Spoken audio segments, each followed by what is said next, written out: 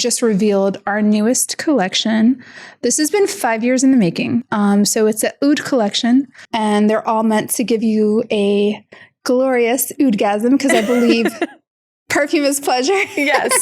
And with oud specifically, I feel like it's so sensual. It's so beautiful. It really does like completely change how you feel.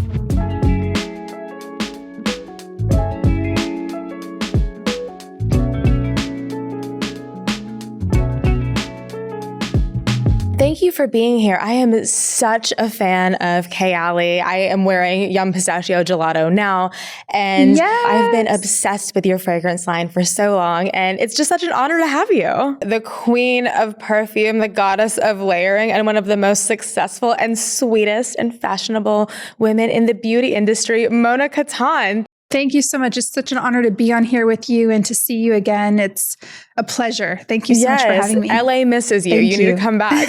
Thank you. I miss you too. Yeah. Thank you. Congrats on your recent wedding. I know that so many people are talking about how you need to have a signature scent for your wedding so it brings back those happy memories.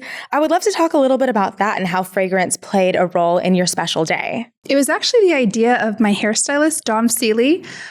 He's amazing. He's a good friend of mine. We've been working together now for over 5 years. And when I told him I got engaged, he's like, you should create a fragrance for your wedding. And I was like, yeah. I was like, this is a brilliant idea. So as soon as he said that, we started working on the development, me and my husband. And initially it was supposed to be one scent. But then it just became like, why don't we create a his and hers, something that would add variety, something that you could layer together. And then I just started doing like more like mapping out the ideas and brainstorming. And then I was speaking to my mother-in-law, and she was like, in Sudan, that's where my husband's originally from. She was like, they use sandalwood for weddings, and they just use it in general. It's like such a common oil that they use in fragrance. And she was like, you should do something around that. So I love the idea. And that's why both of them have a similar hero note with Santal. But it was really like a tribute to pay some ode to his culture, but also touches of mine, and to create something really special together. So I feel like it came together so beautifully. We have the silk Santal, the velvet Santal, and they work gorgeous together, which I love. I'm like, it's like me and you. Yeah. to Hassan. How involved was he when it came to like smelling the different iterations of the scents? He was as involved as I forced him to be. I forced him. I was like, he loves fragrance, to be honest. Like Hassan smells so good all the time, and he's so passionate about perfume. He's not as experimental as myself. Like he has like maybe 10 regulars that he wears all the time. Okay. But he does love perfume. He's very passionate. He doesn't go a day without wearing perfume.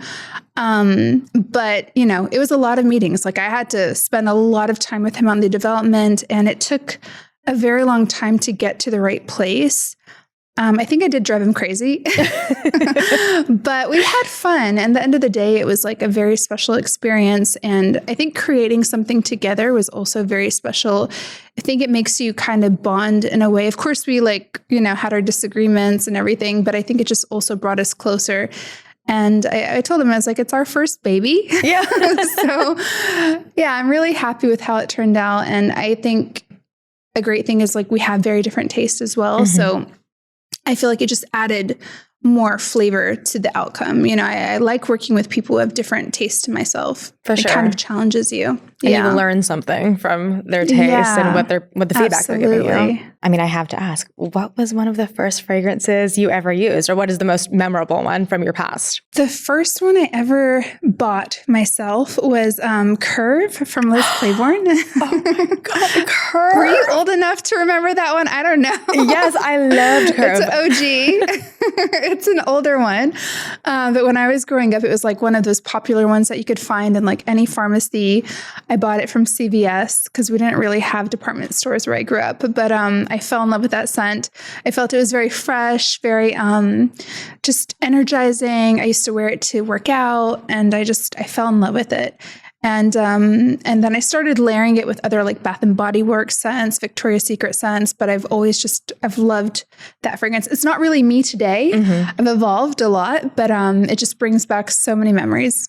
It's such a fun scent. And I feel like I have an old bottle. And as soon as I smell it, I can remember exactly what I was doing in July when I was 8 years old. I smelled it. So I love that we're curve girlies. That's so funny. Oh my God. Yes. I bought it recently just to kind of remember like what I was smelling at that point in my life. I was 14 at the time. And I was just like, I actually got touched. I was like, I literally transported myself back to like high school.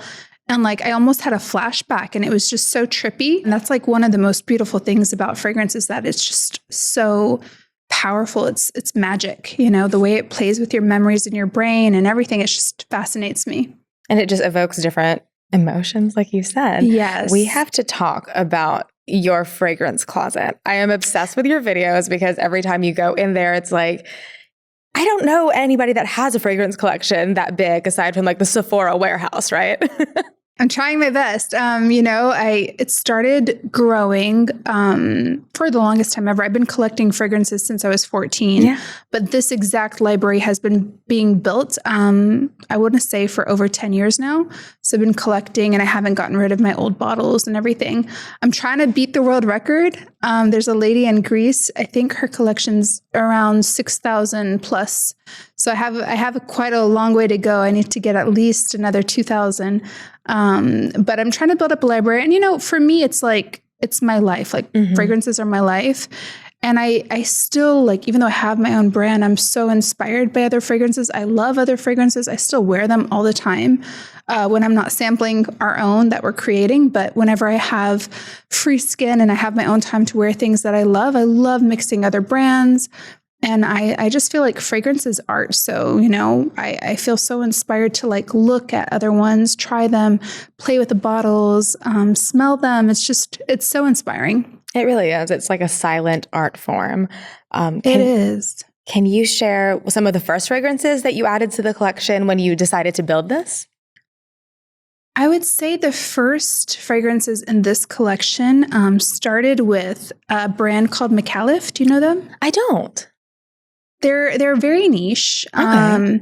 It's a very indie brand. It's made in Grasse by this couple. They're so sweet and adorable. I actually, when I first left my job in finance and I started doing PR, they were one of my first clients. I begged them to let me work for them.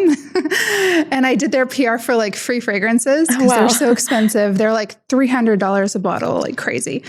And I was like, just let me do your PR. I promise you it's going to take you a long way because I do feel like they're so underrated. They're so exquisite, like one of the best brands I've ever tried. And I do have to say the brand itself is probably one of the reasons why I even ventured into fragrances because it was my first niche bottle. My friend bought it for me for my birthday in university. And when I tried that fragrance, I just felt so taken away. I felt like a princess. Oh, wow. And I was like, it's so amazing that a fragrance can make you feel so special. And it's just such an incredible brand. So I have quite a lot from that brand. I'd say around 10 of my own that I built up from back then. Now I have a few more from like PR that they send me and stuff like that. But I love this brand. It's so incredible. Everybody who's listening, please go try it. They're amazing. And they're such a lovely couple as well. And I also love that they were telling me that they do everything by hand still. Oh, wow. You know, it's so intimate. Yeah. They put the crystals on the bottles by hand. It's such a intimate brand. Oh my gosh. Well, that answers my next question, kind of. Do you have any personal favorites from your collection of 4,000?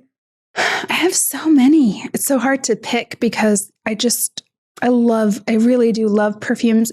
If I had to pick one brand, I would say for like high end, I would say Louis Vuitton. Like, I just feel like their fragrances are so exquisite. The quality, the longevity. I mean, I can only imagine the price per kilo that they're paying. It's probably insane, but it's such a beautiful like collection that they have.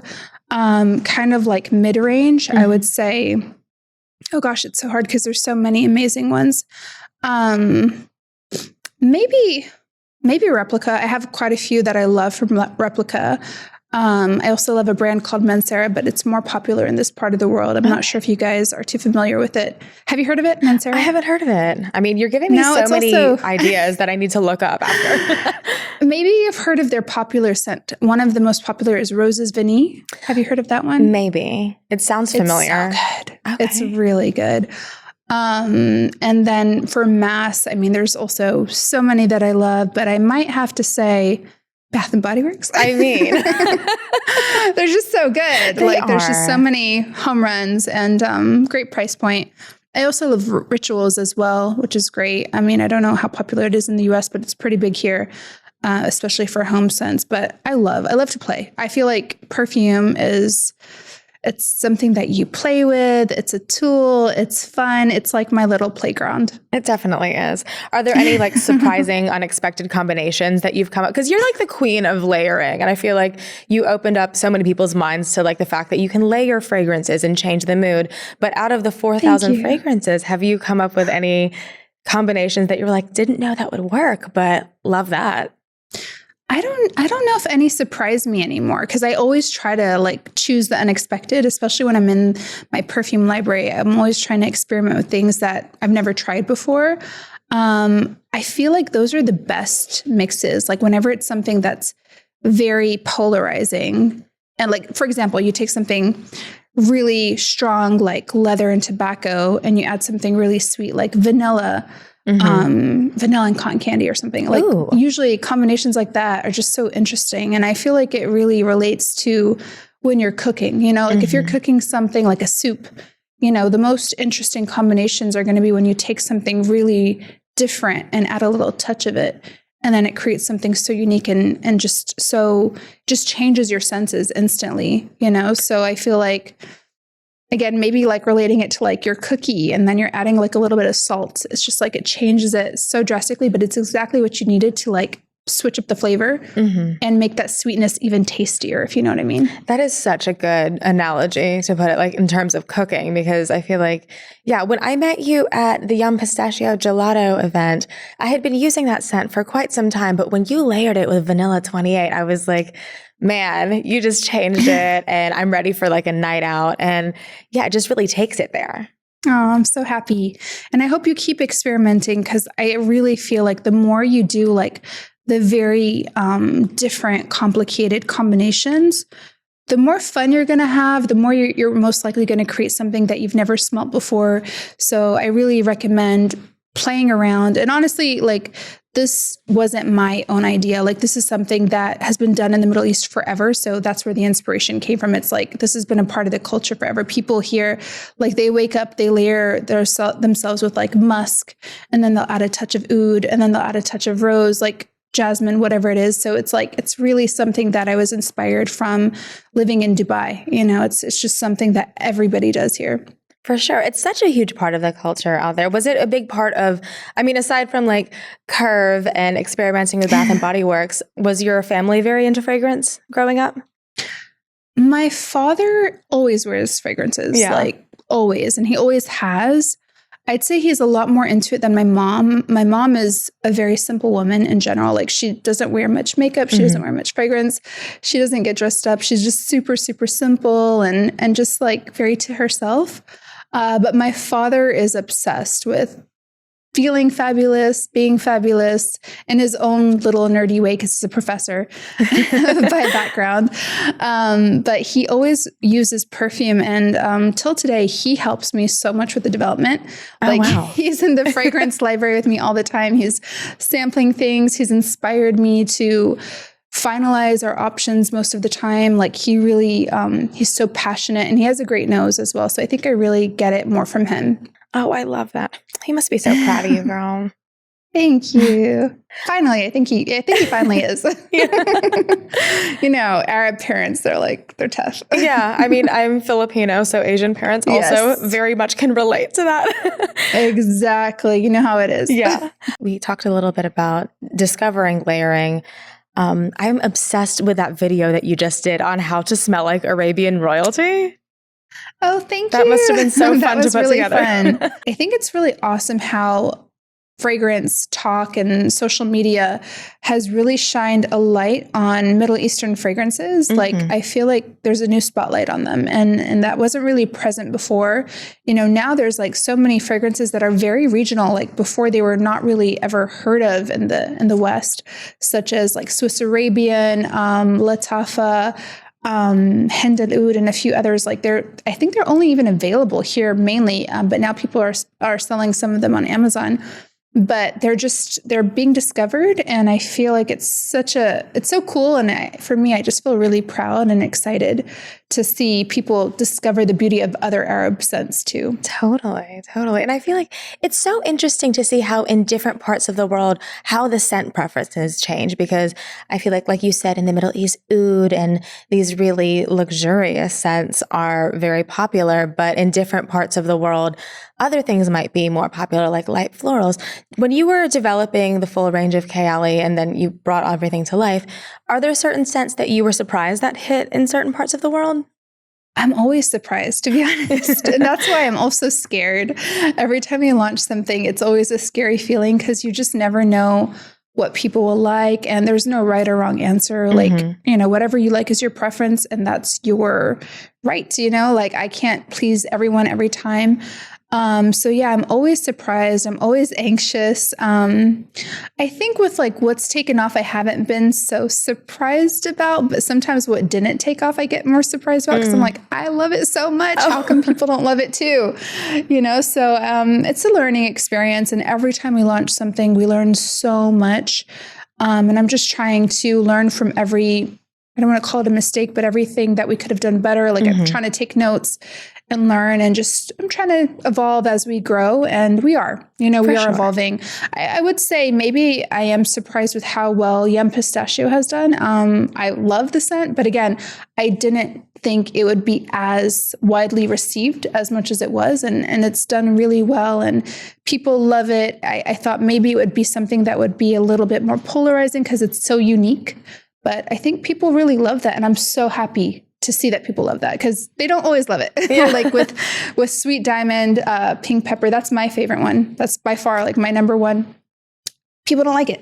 I love Sweet Diamond Pink Pepper. It's so good. I have it here. But sales don't lie.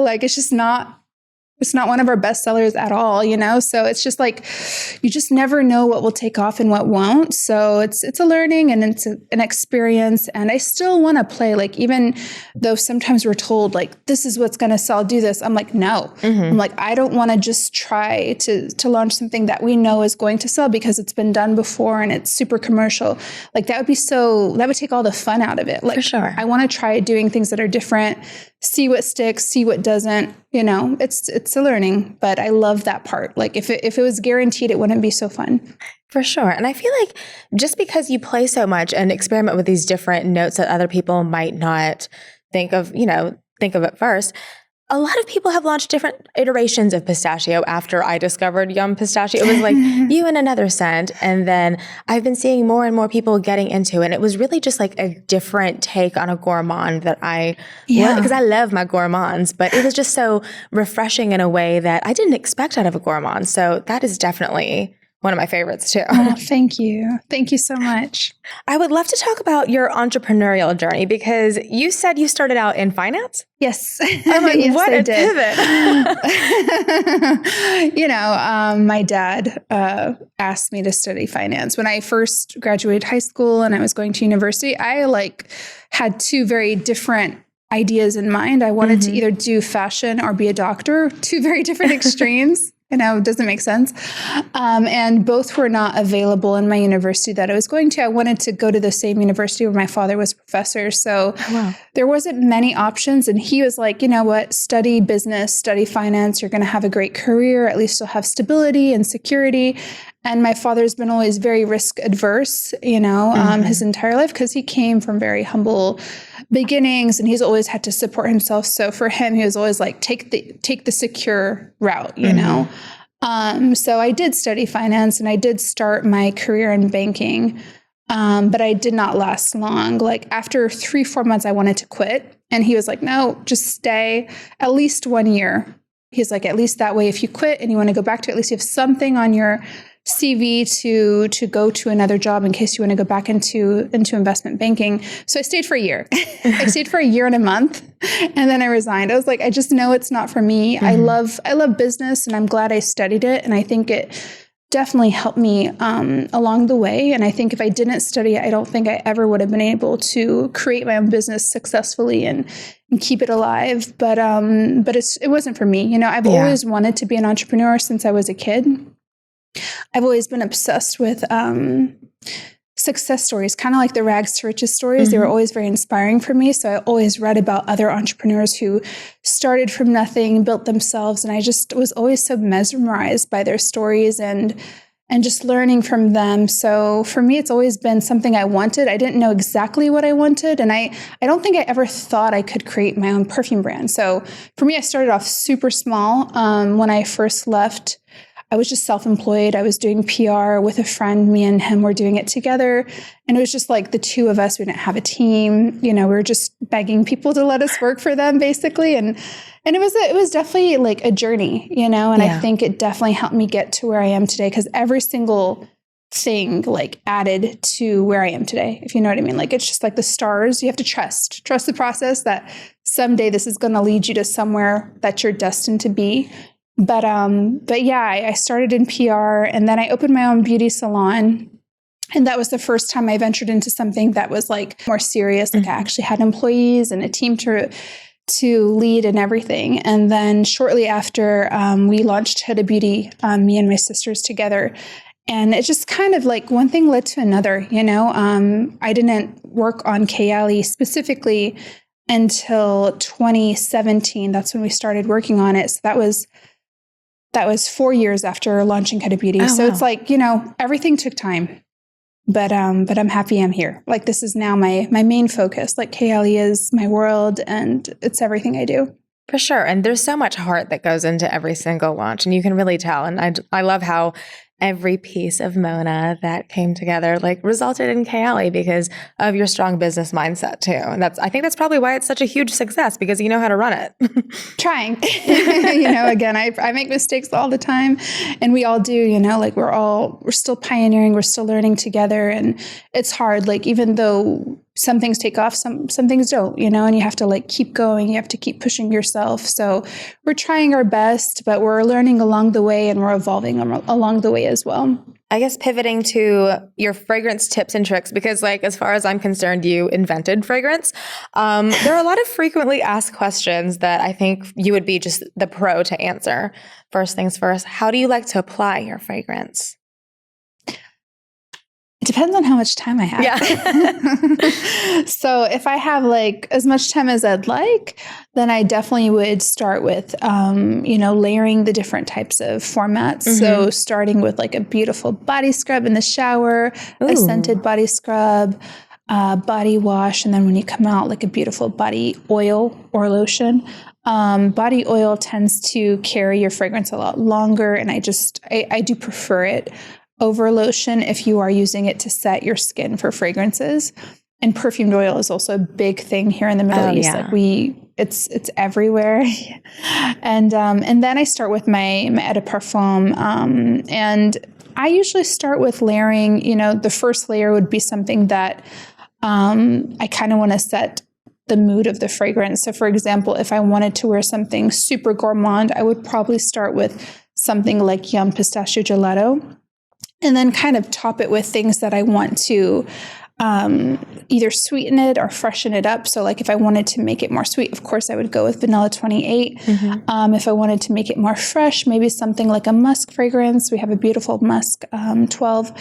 Or citrusy. You could make it more citrusy. So I just like to play and experiment, and sometimes I will go out of control and I'll layer up to like 10 fragrances. Again, it just depends on how much time I have. Yeah. And then I'll use a hair mist. If I have a lot of time, I'll use a perfumed oud wood and burn it and smoke it onto my clothing, onto my hair. So it just really depends on where I'm going and how much time I have. Oh, wow. I love it. So in terms of like when you're using the eau de parfum, are you like a spray and walk through kind of gal, or are we like tapping our wrists together? I spray all over. So Okay. I usually start on on my skin, like just in some areas. I don't spray too much on skin, to be honest. I use my clothing a lot more because I just feel like it carries so much better. It lasts longer. The only place I really go hard on skin is like where I just pull up my shirt and I spray inside, and then I'll pull my back, like my clothing, and I'll spray on my back too because I'm a sweaty girl. So like as I sweat, it kind of like diffuses out. Like I'm like a walking diffuser. Oh, I love that. So I feel like that works really well. But yeah, that's typically my go-to is like inside the shirt, on my back, and then a little bit on my pulse points. I love that. And I loved using it on clothes because there's nothing like putting on a coat that you've sprayed with like your favorite winter scent and you're like, yes, fall is here again. Yes. You should try using perfumed oud wood and like burning it onto your clothing. Like you kind of use the smoke to like diffuse into your clothing. It will last forever. Oh, okay. Like, it's unforgettable. Yeah. Pro tip. Yes. So I'd love to know, because you are such a pro at storing fragrances, how do you recommend storing fragrances if you don't have the beautiful perfume closet that you have? I didn't always have it. I used to have like a very small space dedicated for my fragrances. It depends on how many you have, but I think definitely keep them as much in a dark space as possible.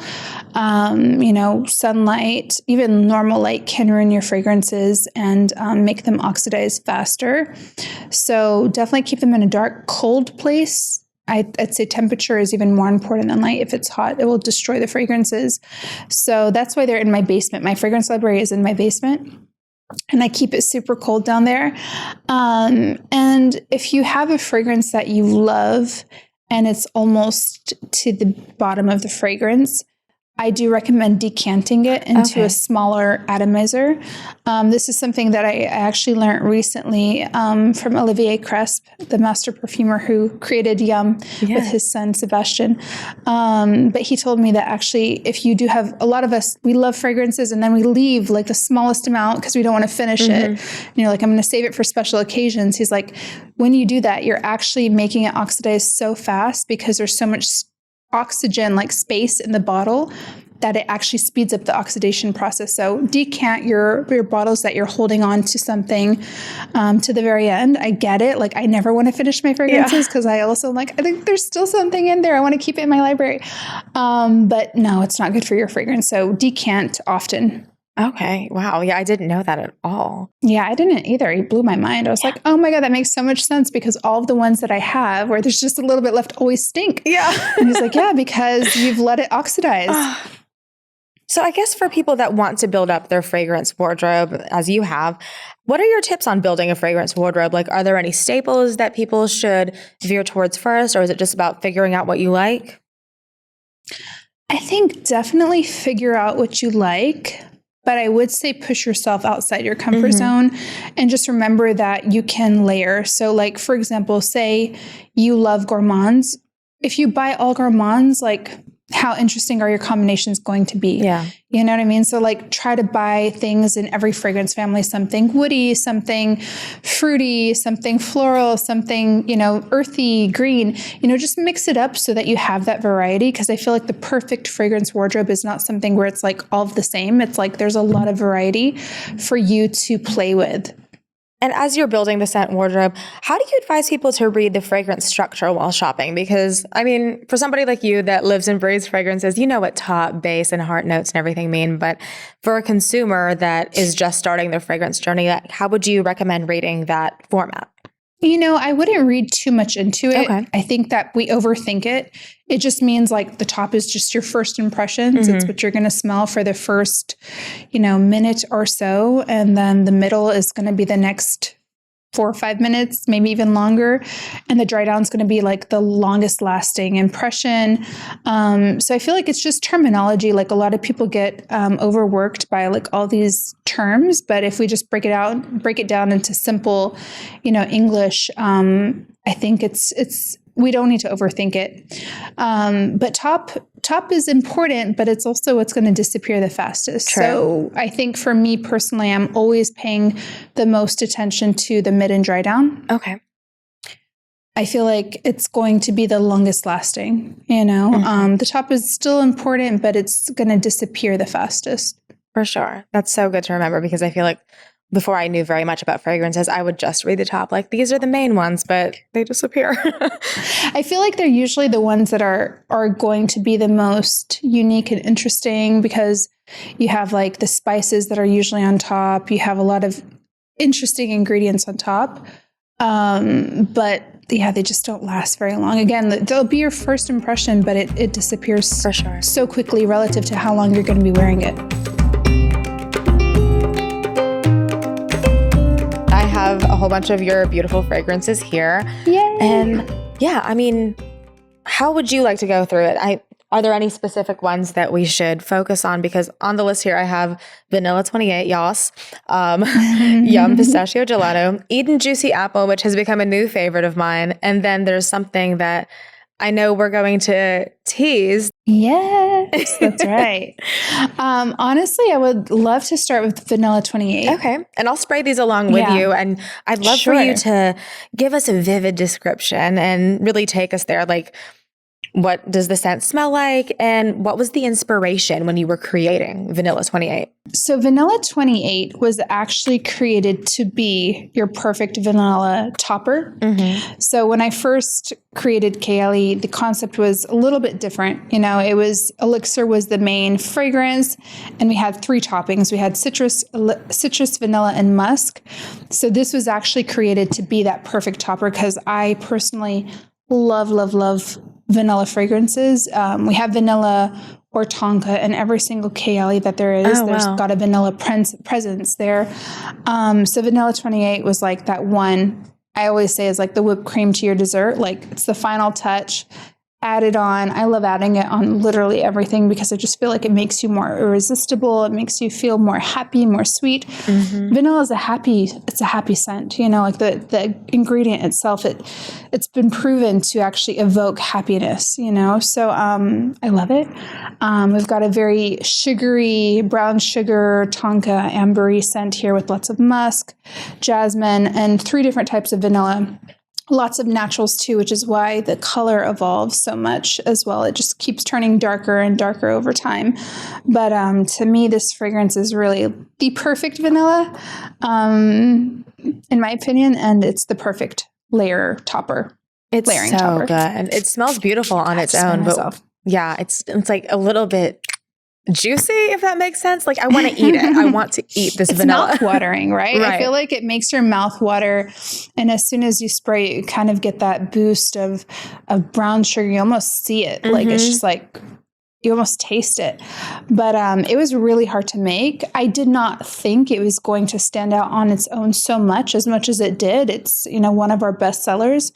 But people are obsessed with it. I personally was more obsessed with it as a layering topper. Mm-hmm. But the response for it has been really interesting. Again, you just never know what people will love. People love this fragrance. And yeah, I'm so happy to see people using it as a layering topper as well. Yeah, for sure.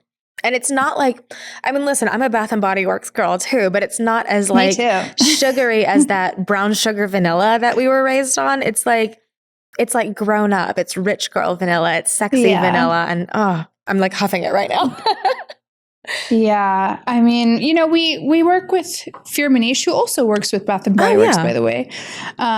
You know, but they always help us make sure that we're elevating the fragrance to be considered as fine fragrance. You know, of course, we use the quality of our ingredients are next level. It's a different price point in terms of our budget, price per kilo. You know, we have to make sure that we're offering something that's really exquisite. And yeah, we use a lot of their guidance, but I think the ambery, the tonka kind of adds that kind of richness to it. Mm-hmm. But yeah, it was hard. Honestly, this one from collection number 1, it's number 28. It was the highest one, you know, but back then I didn't actually push as much because with our first collection, I just thought, you know, it was a very different experience for me creating fragrances. Now I challenge people a lot more. So we've gone up to crazy numbers like, you know, 64 for patchouli, for Vanilla Royale. You know, but originally we thought 28 tries was a long process. You know, it took a long time. For some reason, this one, while we were developing it, kept smelling like cigarettes. Oh, weird. It was so weird. It was like, it smelled like, your hair when you leave the club. Yes. And it smells like cigarettes. It kept giving me that vibe. Oh my gosh. So we kept having to rework it. And it was hard to get it to a point where it was like interesting enough to be unique. But also not too sweet where it gives off like Bath and Body Works vibes. Not that Bath and Body Works. We love Bath and Body Works. I love it. We love it. But you know what I mean? Like giving it that fine fragrance effect. So the number on it is how many iterations you went through to get to the final form. Exactly. Oh yes. Gosh. So Yum Pistachio Gelato went through 33. Yes. My goodness. There's a lot. Lots. I mean, we went through even more, but this is the submission we chose. In the end of the day, it was the 33rd mod. But this one was actually really hard too. I mean, I'd say it was even harder than Vanilla 28. Oh, yeah. I'm going to spray it. Because also the inspiration for the juice evolved so much over time. Originally when I came up with the concept, it was actually... The code name was called Turkish Delight because I wanted to create a fragrance around my love for desserts and Middle Eastern desserts specifically because I was like, Middle Eastern desserts are so rich of like weird ingredients, like things that you would never think of, even including pistachio. It's something we use a lot here. But saffron, like just different notes that are like ingredients that are very interesting in perfumery. So it originally started as concept around desserts and it quickly like took an evolution. It was actually our brand director Cara who was like, why don't you do something with pistachio? She saw it trending and she's like, it's interesting. There's not enough out there with pistachio. And then she was like, and also every single interview you've ever done since I've known you, you've always said your last meal would be pistachio gelato. That's so funny. And I was like, yeah, it's true. And I was like, okay, that's interesting. So then we started working with our nose and we started evolving the concept. So it took a long time because the idea changed. But I think that, it was everything was meant to be. It was. And our noses, both Olivier and Sebastian, Olivier is called the father of gourmand fragrances. He's the one who created Angel from Terry Mugler. Oh. So he created the fragrance category of gourmands and modern perfumery. So I was like, who else better to work with than him on this project? And him and his son, both of them were extremely inspiring, gave a lot of ideas. And in the end of the day, we still have Turkish Delight in here, but it took a turn and it's a very different fragrance to what I originally had in mind. I wonder if Turkish Delight will make a reappearance somewhere. Maybe. But I love this one. It is so beautiful. Like it's very gourmand and it's very much like I want to bite it, but it's a bit refreshing in a way. And I think like maybe it's the white peony or like the florals that you've placed into it speaking, but it's just such a beautiful scent. It's kind of like, yes, I'm at the White Lotus and I'm eating a pistachio gelato while like Jennifer Coolidge is over here like talking to me. I have to say that was definitely Olivier and Sebastian.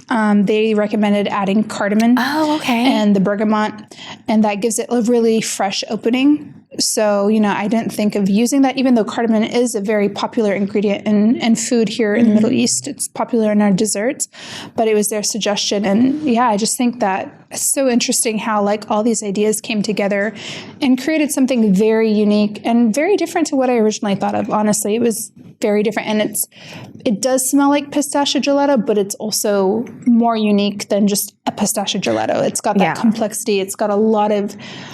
takes you on a journey. It does. Like it's not straightforward at all, which I love personally. I like things that are very complex. So I love this one. Yeah, it's so good.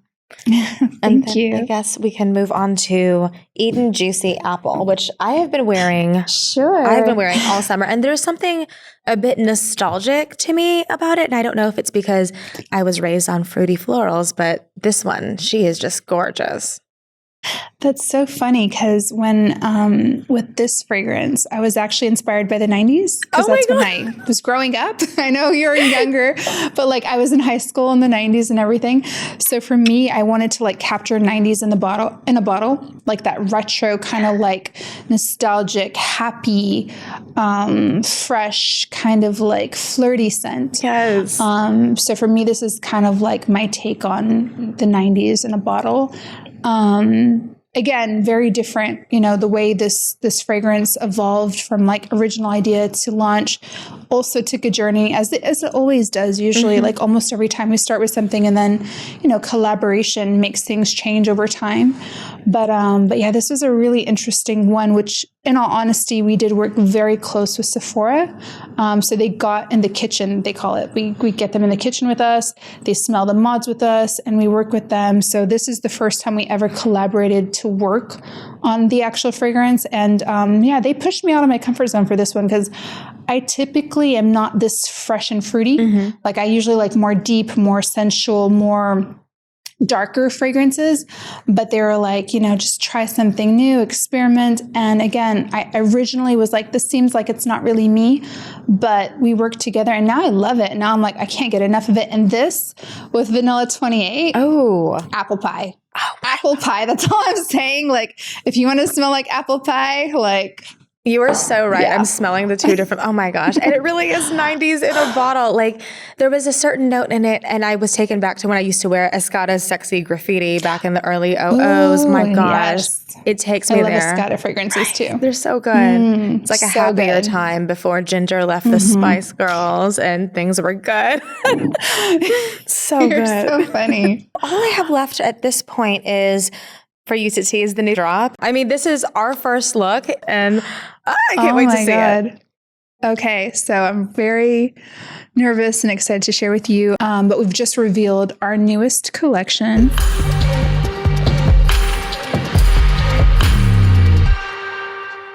This has been 5 years in the making. Like I've never worked so long on anything in my entire life, actually, like for it to take this long to launch. It was a very challenging collection to work on from a development perspective, but very meaningful to me. So it's an oud collection, paying a tribute to my Middle Eastern roots and just, living in Dubai. And we have 4 different scents, 4 different eau de parfums. We also have oud perfumed wood, which I do talk about often. Yeah. So it's called the Oudgasm collection. And we have 4 different scents. We have vanilla oud, tobacco oud, cafe oud, and rose oud. And they're all meant to give you a glorious oudgasm because I believe perfume is pleasure. Yes. And with oud specifically, I feel like it's so sensual. It's so beautiful. It really does like completely change how you feel. And yeah, it's something we've been working on for 5 years, finally coming to life. But it took forever because it was so challenging from a development perspective. But we have this beautiful jar of bakhoor. So it's called perfumed oud wood, but in the Middle East, we call it bakhoor. And I'll just show you over here. We have these oud chips. I don't know if you can see it. I can, yeah. But it's basically, you can? Yeah. So this is arga wood, which is a specific type of wood. It's a specific type of tree. And there's a process that happens to it, which makes it start to develop oud oil. And then it's extracted. And then we take these oud chips and we then saturate it with perfume oil. So we have the different scents and they're saturated in those oils. So you will burn these on coal. You could either use charcoal. We have, there's also electronic burners as well. But it's such an experience. And this is really going to take your fragrance ritual to the next level. Oh, yeah. So I can't wait for people to get their hands on this, to smell it, to experience it. It's truly unique. And also the oud, the perfume. It's gorgeous. Here's the bottle. Thank you. I'm so excited about it. So again, like we have 4 different scents. They're all very different. We really wanted to create something to where everybody can find something that they like. We have the vanilla and the cafe, which are probably a lot more mild on the oud scale. And then we have tobacco and rose, which is a little bit more strong on the oud scale. So just trying to give something for everyone. So if you're still very new to oud, you'll probably like the vanilla and the cafe a little bit more. If you're like an oud lover and you love oud, you'll probably enjoy the tobacco and the rose more. But again, just trying them all together, mixing and matching them, layering them with your other scents as well can really transform how they all smell. But yeah, very excited about this. I'm so excited. And just like the rest of the Kayali range, they play well with others. And the oud chips in particular, that's opening a new category for you guys because it's kind of like home fragrance, but it's kind of like as you were saying to me, to layer your scents, you can like put it on your clothes and things. Like, I am excited. I'm so excited. Thank you. I'm excited. I'm also nervous. This is something that, when we first originally shared it with most of our retailers, almost every single one was like, no, like we've never sold this before, not interested. They don't want to take the risk, So that's also part of the reason why it took 5 years. Like the project people kept wanting to cancel the project, because it's polarizing. Totally. Oud is polarizing. It's different. It's very, there's that niche of people who love it so much. And then there's majority of people who don't want to touch it. But I really hope that with this collection, we can get more people to try it, because I really feel like oud is, again, relating it to cooking, I always say oud is like your truffle oil. If you just start like with little dabs at a time, you'll start to appreciate it. It's an acquired taste. And the more you try it, the more you want it. And I think oud is the same. Like if you go too heavy too soon, that's why I'm saying, like, if you're a newbie, maybe stick to the vanilla, the cafe. Got it. Because if you try too much too soon, you'll never want it on you ever again. Yeah. Kind of like truffle oil. If you go too fast too soon, maybe you'll be like, oh my God, it's too strong. It's too different for me. But this is a collection where I'd have to say I've taken the most risk.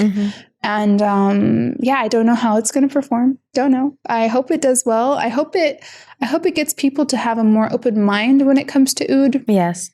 Because I think too many people have made it this scent profile that they're like scared of, I think they have a singular idea of oud, but offering these different options allows them to have that open mind that you've been speaking about. And also, like, just because things have always been done one way, that doesn't mean you have to continue doing them that way. And I love this brand new collection and this new take on oud that you're presenting. Thank you. Thank you so much. I can't wait for you to try it. I hope you love it. Do you wear oud? I do. I feel like I have just started dabbling in oud, but whenever I do wear it, I feel like perfect timing. I feel like a rich lady. So I'm very excited. It is. It's very luxurious. And like, honestly, oud in the perfume industry is referred to as liquid gold, because it's that expensive. It's that rare, especially when you go to the naturals. It's very hard to source the best quality. It's tricky. And honestly, that's why it took 5 years to develop everything. It was very complicated, but I really feel like we got to a great point. I think every delay has a blessing.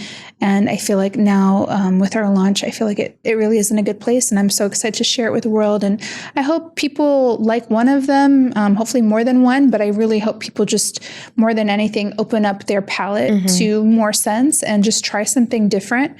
And I hope it makes people feel like confident, luxurious, sexy. But I do feel like it's definitely something worth trying, just to try something new. It's very different. Exactly. Because as you were saying, your scent tastes have evolved so much. You don't wear the same things that you did in previous years. And that's because she kept an open mind. Everybody should keep an open mind, especially with fragrances. Yes.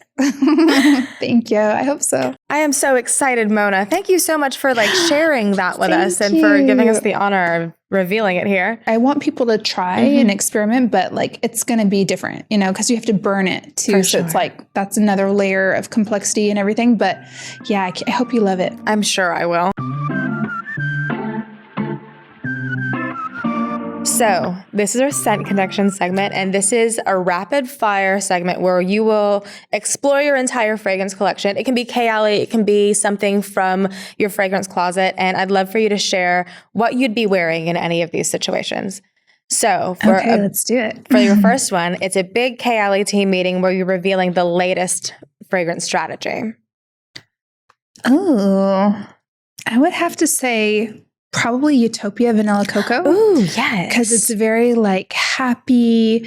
It's soft, but it's not too soft. I feel like, actually, can I layer it? Yes, can I layer two together? Okay, I would do Utopia Vanilla Cocoa with Sweet Diamond, Pink Pepper, because I feel like Utopia Vanilla Cocoa might be a little bit too soft, where Pink Pepper will add a little bit of strength and give it that boost of confidence. But yeah, I feel like it's a very inviting, cocooning, but still powerful scent. Yes, I love that. Okay, so when you're about to go on stage to deliver a big TED Talk, what are you wearing? Ooh, these are such good questions. I love it. I would probably say Invite only Amber 23. Yeah. Layered with vanilla 28 because it's super bold, super sexy, very confident. It's a very strong fragrance. Have you tried that one? Which one? Invite only? Yes, I tried it at your event. It's beautiful. Yeah, it's very strong, very powerful, very rich. So I feel like, it gives me that little boost. And true story, while I was developing it, I had to channel my alter ego, Monica. Oh, Monica. So she's like a badass version of me. Yes. So I feel like I'll have to, definitely wear invite only. Oh, I love that. So it's a relaxing Sunday morning and you have no plans. What are you wearing? Ooh. I would definitely wear our Musk 12 layered with vanilla 28. Okay. Yes. It's like the perfect snuggle combination. Very sexy, very, not too strong, but it's like the perfect, like you're in your PJs, you're chilling, but you still want to feel cute. Mm-hmm. I love that. So, I feel like you're always traveling. What are you wearing for if you're going on a long haul flight? On a long haul flight. Ooh, these are such good questions. I would say Eden Juicy Apple with vanilla 28. I can't wear anything on its own. Yeah, I know. I love that you mix Eden Juicy Apple and vanilla 28 for sure. Okay. Yeah. And then on a date night with your husband? Date night. Sweet Diamond, Pink Pepper. Yeah, I love that one. And maybe layered with invite only. Amber 23. Yeah. I love that combination as well. We actually have a double-ended roller ball with that combination because it just works so well together. Yes, I love your roller balls because you're kind of teaching people how to layer and the combinations that work. That is so smart. And that is a sexy combination for date night. I love it. Thank you. And the last one, on a media appearance. Let's say you're going to be on the Today Show, revealing your new September launch. Manifest that. Yes. Love that idea. I would probably say Yum Pistachio Gelato with vanilla 28. Yes, I love that. Yeah, gives me like a little bit of confidence because it's so unique and interesting, and I feel like it's gonna like make me stand out. Mm-hmm. But then adding that touch of vanilla 28 to make it like really sweet. Perfect. Okay, well that's it for the Scent Connection segment. I guess looking back on the beautiful journey that is Kayali, what do you feel has been the biggest lesson you've learned overall about building a brand?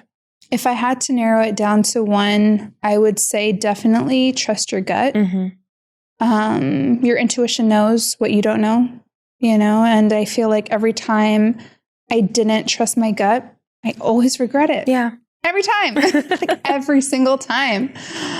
Sometimes we talk ourselves out of things where you're like, you just have a hunch, you have a really strong feeling about something and you're like, no, but everybody else is talking you out of it or whatever it may be. And no, it's always right. So trust your gut. For sure.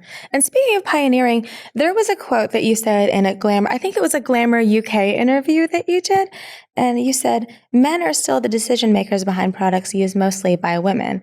And my question here is, how would you describe the change that you're making that you want to see in the beauty industry? Because you are pioneering quite a bit. Thank you. Yeah. It's true. Majority of companies in the beauty industry are still run by men who don't even use the products, and it's unfortunate because I feel like it really does make a difference. And that's why I feel like most founder-led brands are taking off. And they are taking market share too, because a lot of people who are deciding on products that are being launched don't even care about them, and it's all about those last details that somebody who's so crazy about the product creation, fighting for making that last tweak, like that's how you make a product that stands out. So I do feel like, today it's still the case where not enough people who are truly passionate about the product and the brand are the decision maker right now, but I do see that changing, and I think it's a big, it's a big reason because of social media. If we didn't have social media, I don't think any of these founder-led brands could exist, including my own. Like we just wouldn't be able to afford to share our story with so many people. But that's one of the pros of social media. There's a lot of cons, but I think that's one of the good things that came out of it. Definitely. What kind of advice would you give another woman entrepreneur that wants to pave her way in the beauty industry? I would say first, definitely figure out what you want to create. What is the one product? If you had to start with one, even if you do want to venture out to different categories in the future, like figure out like what is that one product that you're obsessed with on a crazy level, like borderline insane, because I feel like that's when you really do stand apart. It's like when you're so obsessed with that product that you can create something that's different. You also can persevere through all the challenges because there's going to be so many hurdles. There's going to be so many roadblocks. There's going to be so many times that you're disappointed with the product development process or even just the business process itself that most people will give up because they're not obsessed, So it's like you really have to have this crazy, passionate obsession that you're willing to never give up until you do reach the end of the tunnel and launch something unique and different and interesting. So figure out what you want first. And then once you do figure that out, do as much research as you possibly can. And, with the world we live in today, there's so much research available online, on social media, in different areas, and read about people you love, their brand and their story and how they started, what they're doing, what they didn't do, and learn from them. Because I think that there's so many learnings that we can all find with our role models and everybody that we look up to. So I would definitely recommend that. And then start with planning, like just put together a vision board, put together a roadmap, and it can be super high level. It doesn't need to be detailed at all. It's really not rocket science. It's really about just like keeping it simple, having a vision, and just never giving up, So yeah, I think that's it in a nutshell. There's a lot more stuff I could share, but I don't want to ramble because I tend to ramble when I talk about business advice because I've gone through so much crap. I love your ramblings. And it's all very inspiring too, because it's very brave to take a chance on yourself in that way. But it's also, if you really believe in something and you really want to do it, it would be more disappointing not to take a chance on yourself. Like take a chance on yourself, report back on the findings and see what worked and what didn't work and improve from there, because I think what you said just ties it up really nicely. Thank you. Thank you. And this was so much fun. Thank you for having me, and it's so good to see you. Thank you, darling. Thank you so much.